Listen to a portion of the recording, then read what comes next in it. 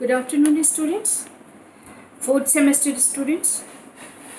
यहाँ पे हम बिहेवियरल थेरेपी की बात कर रहे हैं और कई वीडियोस मैंने इस पे आपको प्रोवाइड भी किया है, जिसको आपको हमने भेजा भी है। इस वीडियो में हम थोड़ा कंक्लूड करके बात करेंगे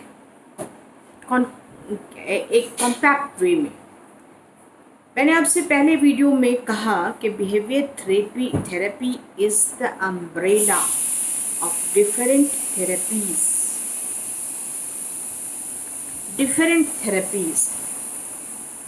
बहुत तरह की जो थेरेपी है, इलाज का तरीका है, उन सबों का एक क्लस्टर है और ये एक ब्रॉडर रेंज है। बहुत तरह की थेरेपीज हैं।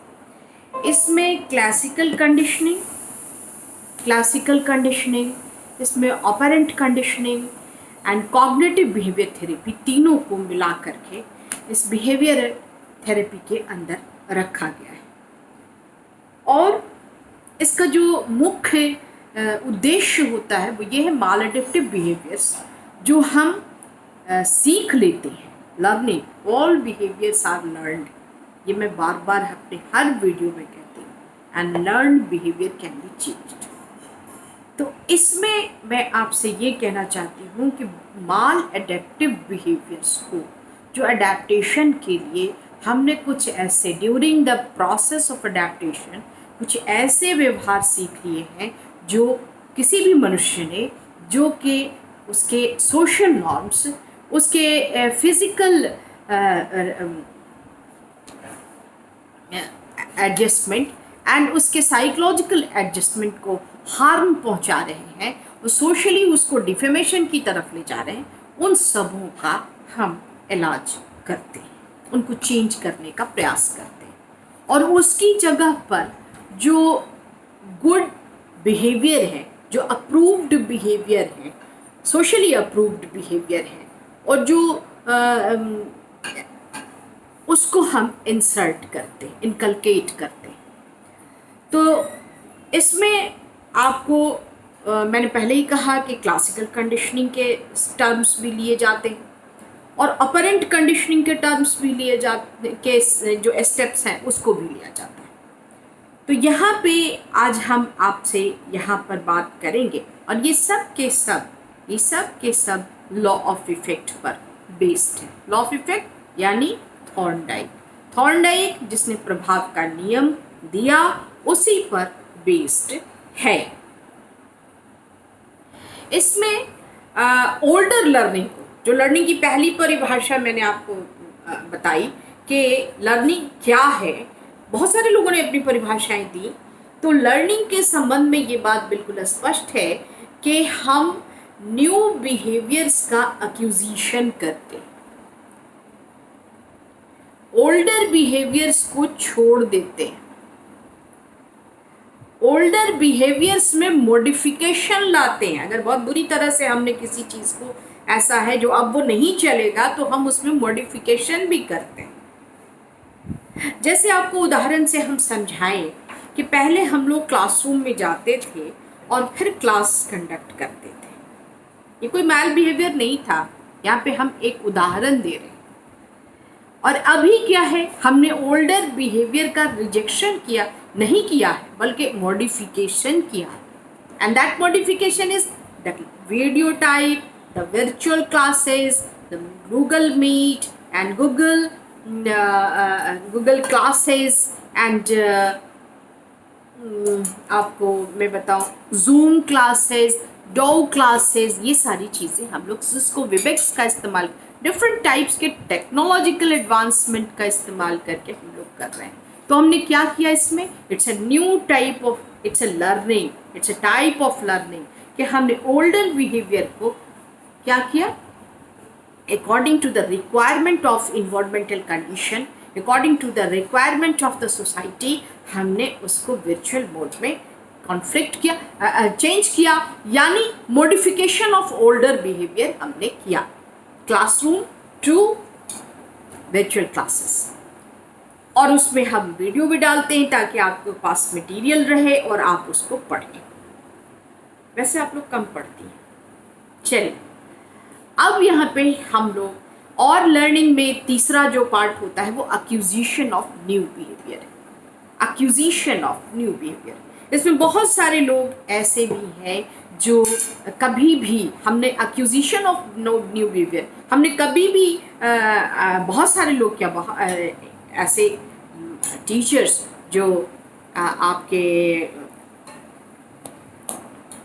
हमेशा क्लासरूम हमने एक्विजिशन किया कि how to take a class virtually, तो हमने एक न्यू एक्विजिशन भी लिया।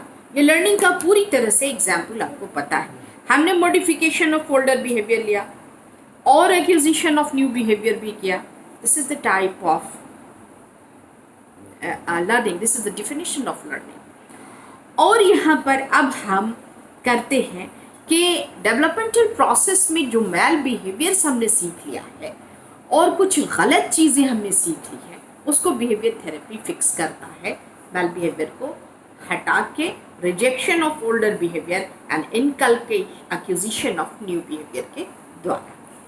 अब टाइप्स ऑफ बिहेवियरल थेरेपी की बात हम यहाँ पर करेंगे। टाइप्स ऑफ बिहेवियरल थेरेपी कौन कौन सी हैं? मैंने पहले ही कहा कि an umbrella of different therapies, एक छाता है जिसके अंदर बहुत तरह की थेरेपीज हैं और वो बेस्ड हैं क्लासिकल कंडीशनिंग और ऑपरेंट कंडीशनिंग और कॉग्निटिव बिहेवियर थेरेपी पर। ये सारी चीज़ें कॉग्निटिव कंडीशनिंग जो हम लोग करते हैं स्टूडेंट सारी जगह, उन पर ही बेस्ड है और उसका मुख्य आधार थॉर्नडाइक का लॉ ऑफ इफेक्ट है। अब आइए कि अप्लाइड बिहेवियर एनालिसिस, इसमें operant conditioning to shape and modify, वो एक शेप देना, एक आकार ले आना एंड मॉडिफाई प्रॉब्लमेटिक बिहेवियर्स। जिस व्यवहार से समस्या की उत्पत्ति हो रही है उसको एक न्यू शेप देना, इसको क्या कहते हैं? Applied behaviour analysis. ये करना, जो ओल्डर बिहेवियर है, जो मैल एडेप्टिव बिहेवियर है, उनको एक नया शेप देना ऑपरेंट कंडीशनिंग और के द्वारा और मॉडिफाइंग द प्रॉब्लमेटिक बिहेवियर्स। जो भी आपको समस्याजनक व्यवहार हैं उनको एक नया शेप देना। दूसरा है कॉग्निटिव बिहेवियर थेरेपी, इस अम्ब्रेला के अंदर टाइप्स ऑफ बिहेवियरल थेरेपी में आता है। रियलाइज द बिहेवियरल टेक्निक्स, इसमें जो है वो कॉग्निटिव एलिमेंट्स को भी जोड़ना, यानी संज्ञानात्मक जो फैक्ट्स हैं, तथ्य हैं, उनको भी जोड़ना, कॉन्सेप्ट को भी लाना उस चीज़ पर कि जो थॉट्स हमको आते हैं। बहुत सारे बच्चे मेरे पास इस तरह की आती है कि उनको बैड थॉट्स आते हैं। बैड थॉट्स यानी वैसे थॉट्स जो सोशली अप्रूव्ड नहीं हैं, थॉट्स आते हैं। किसी किसी को रात में नाइटमेयर्स आने लगा, ये बहुत सिंपल सा सिम्टम है। किन्हीं लोगों को सेक्सुअल थॉट्स आते रहते हैं, सेक्सुअल विथ ऐसे लोगों के साथ जिनके साथ कभी सेक्सुअल, हमारे समाज में सेक्सुअल रिलेशन हमें माना ही नहीं जा सकता। ऐसे भी सब्जेक्ट्स हमारे पास आए हैं और उनका इलाज behaviour therapy and distraction therapy के द्वारा मैंने किया है। तो ये डिस्ट्रैक्शन भी बहुत ज़रूरी होता है। ऐसे थॉट्स, सेक्सुअल थॉट्स भी आते हैं। इसमें आपका पैराफिलिया जैसी फीलिंग आती है। पैराफिलिया से अगर बच्चे को सेक्सुअल एक्सपोजर बचपन में अगर हो जाता है, ऐसा कोई अब्यूसिव वर्ड कोई बोल दे या टच द बॉडी, जिसको कहते हैं शर्मगाहों को अगर टच कर दिया गया, तो उन सब को पैराफिलिक डिजीज़ जो है वो हो जाता है। तो इन सब चीज़ों के लिए जो थॉट्स आते हैं, निगेटिव थॉट्स आते हैं, ये थॉट्स पर बेसिस। डायलेक्टिकल बिहेवियर थेरेपी, ये सीबीटी कॉग्निटिव बिहेवियर थेरेपी से आता है। बिहेवियर एंड कॉग्निटिव टेक्निक्स दोनों को मिला के इसका काम किया जाता है और manage there emotion, dialectical therapy में उनको इमोशंस को मैनेज करना पड़ता है। बहुत घबराहट हो रही है तो उसके लिए डिफरेंट टाइप्स के सजेशंस। अगर घबराहट आपको बहुत ज़्यादा हो रही है तो उसमें आप कैसे, या तो उसके भी बहुत सारे टेक्निक्स हैं, जैसे क्लासिकल कंडीशनिंग उसमें सजेस्ट करता है कि फ्लडिंग कर दीजिए, उसमें कहता है असर्टिवनेस सिखा दीजिए, उसी में operant conditioning reinforcement and punishment की बात करता है। तो फ्लडिंग इसका एक तरीका है जो बहुत, जिसको एक्सपोजर थेरेपी के द्वारा भी किया जाता है। तो बिहेवियर टेक्निक्स का यूटिलाइजेशन यहाँ करते हैं, help people to overcome from the situations.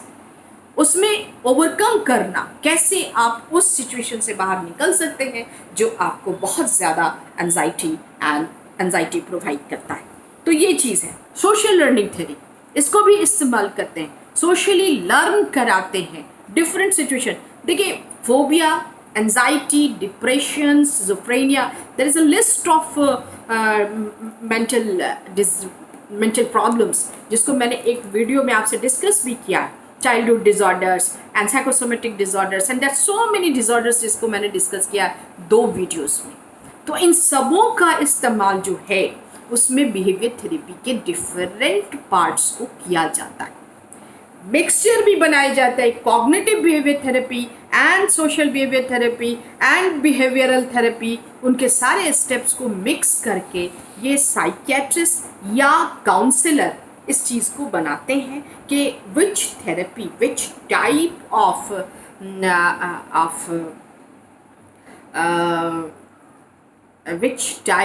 Of therapies या मिक्सचर ऑफ थेरेपीज जो है वो एप्लीकेबल होगा किसी पर्टिकुलर पेशेंट पर, क्लाइंट पर। आफ्टर ह्यूमनिस्टिक साइकोलॉजी के आने के बाद हम पेशेंट नहीं यूज़ करते, हम क्लाइंट यूज़ करते हैं। पेशेंट से बीमार होने का एहसास होता है, क्लाइंट से क्लिनिकल एडजस्टमेंट की बात, डिस्टर्ब्ड क्लिनिकल एडजस्टमेंट की बात आती।